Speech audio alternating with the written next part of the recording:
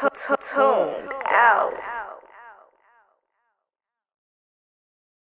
No longer can we hate. No longer can we hate. It's time to love and elevate. It's time to love and elevate. No longer can we hate. No longer can we hate. It's time to love and elevate. It's time to love and elevate. It's time to love and motivate. It's time to love and motivate.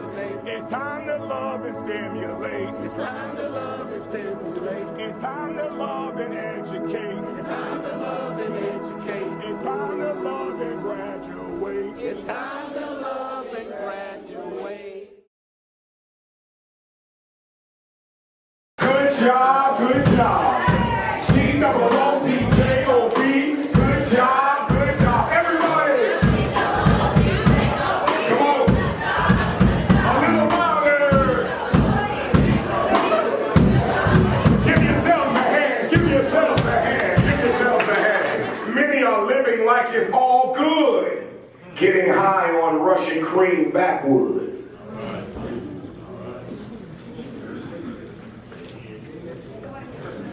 Forgetting about those who were lynched in backwoods. Gave up their dreams so you and I could dream and transform, not daydream and conform. It's like my breakfast this morning. Let me show you what commitment is. Like my breakfast this morning, y'all, I had bacon and eggs. Not turkey bacon, I had some real bacon, right? And what two animals were comprised of my breakfast? What two animals were in my breakfast? I had bacon and eggs. The chicken and the pig. When it comes to being a dreamer, when it comes to dreaming and transforming, you got to be like the pig, not the chicken. Why are you calling us a pig, Mr. Brown? Because the pig is the one you need to focus on. Why, Brother Brown? Because when it comes to my breakfast, the chicken was involved, but the pig was committed. $20 for somebody to stand up and come explain it right now. Go ahead. So, everyone can hear me? Yes. Hey everybody, my name is Rain Clark. I'm a senior chemistry student. I graduated in May. Wait, no, don't clap. Because don't you ever say I'm a student again. Look at me. There are many students every day on this campus. Many of them stay in their rooms. They don't go nowhere. They don't do nothing. But Savannah State still calls them students. Many of them flunk every class, and Savannah State calls them students. Many of them don't even care about the university. They just want to be away from home, and the university still calls them students. But baby girl, you're not a student. It takes effort to be a scholar. From now on, come on, make out the...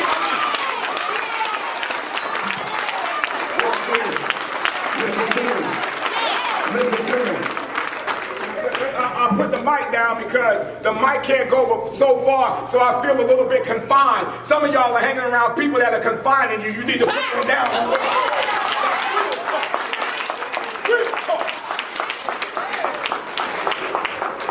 Look at me, baby girl. Watch this. Watch this.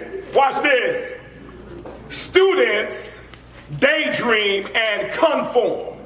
Scholars dream and transform. Go ahead. Now you a scholar, right? Most definitely. All right, y'all say Mr. Brown. Mr. Brown. Why are we scholars? Why are we scholars? Because scholars make dollars. Yes. Hey. Legally. Go ahead. Okay, since everyone can hear me. So technically, when the chicken, everyone knows the chicken comes, the egg comes from the chicken, correct? So, but the bacon is the pig, correct? So when you're a chicken and you decide that you're going to contribute your egg, you're still alive. You just gonna go ahead with your business. So that's your contribute. But when you're a pig and you say, I'm going to contribute to this bacon, I'm going to be bacon, you take your whole life, correct? So you give everything that you have. When you are daydreaming and conforming on social media to look the part, you're spending money you don't have, buying things you don't need to impress people who don't care about you. I started out right here at Savannah State University I came on this campus with a do-rag on my head, my pants sagging, and this gentleman told me at Savannah State University, it was college at the time, he said, we don't wear do-rags. I said, why not? He said, because on campus in public, a do-rag is a do-not rag. He said, the way in which you dress is the way in which you will be addressed. Okay. And tonight I'm going to get a little deeper, and y'all excuse my language. I promise it's in the Bible, though. If it's on your ass, it is not an asset.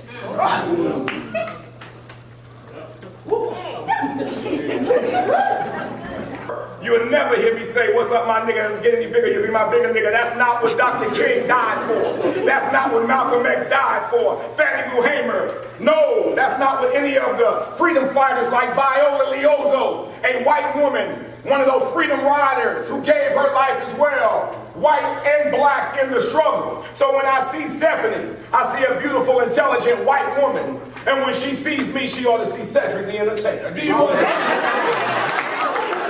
Seeing color does not make you racist, it makes you real. Not seeing color does not make you morally right, it makes you delusional. So at the end of the day, I see this white woman. I want her to see this black man. Because at Savannah State University, we didn't come to America on the same ship. But if we on this campus, we all in the same boat. You're not here to get a job when you graduate, because job stands for just over broke. And job stands for jumping out of bed.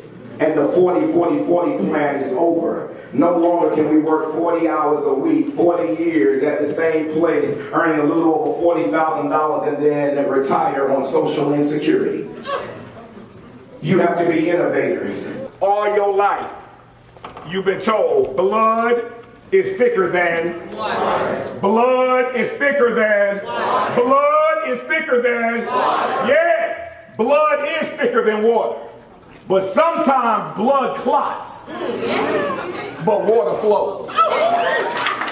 There are many people in your family, some of them are blood, and some of them are blood clots. You got to get away from those who are blood clots, because if they are blood clots, they are causing a disease or a dis-ease in your mind and your spirit. And ultimately, you're going to die or be the walking dead. I need you to focus on that blood that prayed for you to be here. I need you to focus on that blood that paid Peter and robbing Peter to pay Paul so you can be here. Focus on the blood. Because at the end of the day, watch this. At the end of the day, Savannah State University is the water. Come here, big man. Come in. Y'all give it up for Ruben Studdard. Give it up.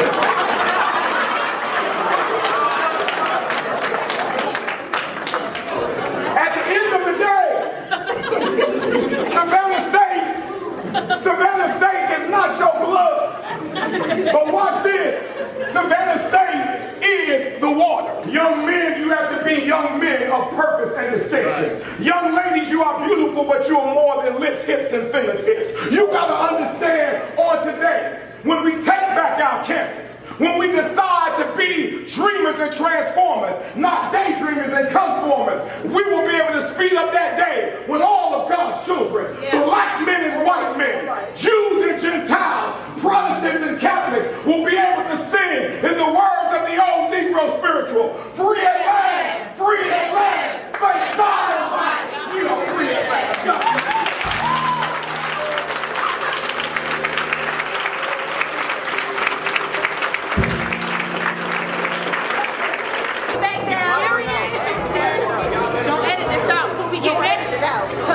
We in the building. You can follow me at SUSIEBBY, and you can follow me at Zanderella26 on Instagram. Thank you. Not impossible, but I'm possible. My first time hearing Keith L. Brown, I was actually in middle school. He came and spoke to my middle school, so my middle school. And I was telling my friend Leisha she had never heard the chant G-O-O-D-J-O-B, good job, good job. And I was saying it, she thought I was crazy, she did not believe me until he did it tonight. And she was like, are you serious? Yes. So I appreciate every single word he said. It came from the heart, it came from the heart and soul of Savannah State.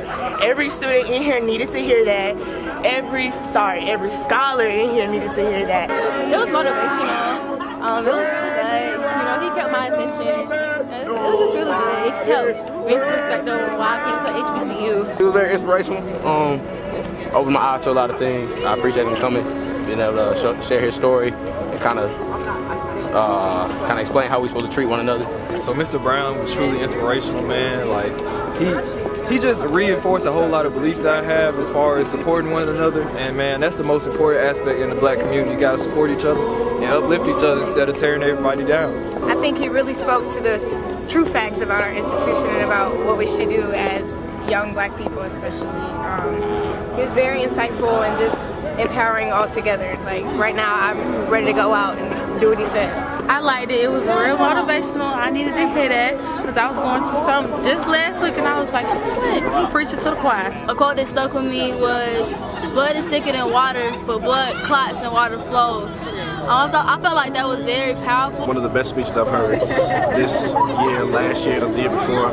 Mr. Keith, Brother Keith, he spoke and it was so empowering. I paid attention to everything. He never lost my attention. It was excellent, as always. That's our brother, because again, he's from Savannah State, part of the foundation. People talk about DNA, that's in our DNA, excellence, always. When you talk about Keith, you're talking about the king right there, excellent. You're talking about, say, again, you throw that I in there, that he's the illusion. He is the illusion of greatness for all of us. And when they say illusion is not anything negative.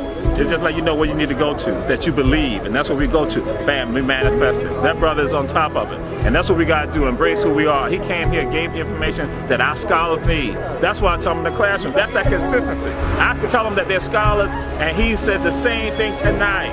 Bam, that's what it's about. We are real. That we say war, fear not. Say go for a Yankee. Go back into your past and reclaim your story. Your story is not lost, just misplaced. Your greatness is right there in you. So that's why he said it's possible, because he knows it's in you. It's in you. Peace and blessings.